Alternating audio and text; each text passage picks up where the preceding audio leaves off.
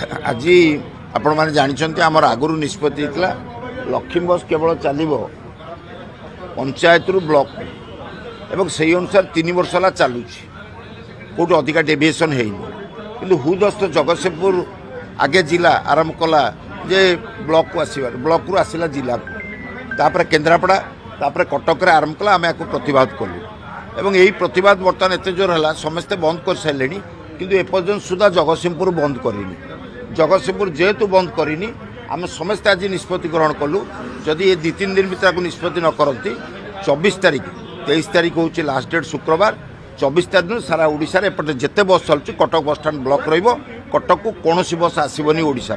पूरा बंद रहिबो एवं सेठी प्रतिवाद करिवो तापर जदि नहला सारा ओडिशा बस धर्मघट हबो केवल कटक को आसबनी केन्दुझर आसबनी बालेश्वर आसबनी बारिपदार आसबनी कौट आसबनी कटक को कटक देकी कौन गाड़ी पास करनी एनएच रे कौन गाड़ी पास करनी 24 तारीख टू 23 तारीख शुक्रवार लास्ट डेट देचु 23 तारीख भितर ये समाधान नहला 24 तारीख कौन बस कटक आसबनी कि बाईपास देकी गाड़ी पास कर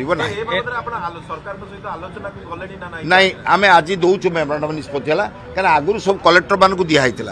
जे एगुड़ा चला न जाऊ किसी कलेक्टर राजी है बंद करदे कटक भी बंद कले आपणकर केन्द्रापड़ा बंद कले किंतु जगतसिंहपुर कलेक्टर मानिया को राजी नुहे आज केन्दुझर कलेक्टर बैठक होची से चलेबेनी बोली कहउचंती एवं से अनुसार अनुगुल कलेक्टर साथ बैठक होची चलेबेनी आगे कलेक्टर लेवल आम चाहिए लोक मैंने हैरान न होंतु समाधान हो जो कलेक्टर मैंने आमको कोअपरेट कले से बंद कर देइछंती किंतु बर्तमान सुधा यही जो कलेक्टर मानकर अत्यंतिक आत्मगर्व जे आम चलैबू ता विरुद्ध में आम धर्मघट हम और सरकार को आज लिखि दिहब आप जो पुलिस डिसाइड होता जे प्रति पंचायत ब्लॉक को चलिए बोली से स्ट्रिक्ट करूँ ताकू नदेले ये सिंगल मालिक बहुत और साधारण मालिक जन जन कर गाड़ी कर चलुंट तो ये बर्बाद हो जदि से गाड़ी चले 5 टंका 10 टंका भड़े कई लोक ये गाड़ी में बसबेनी से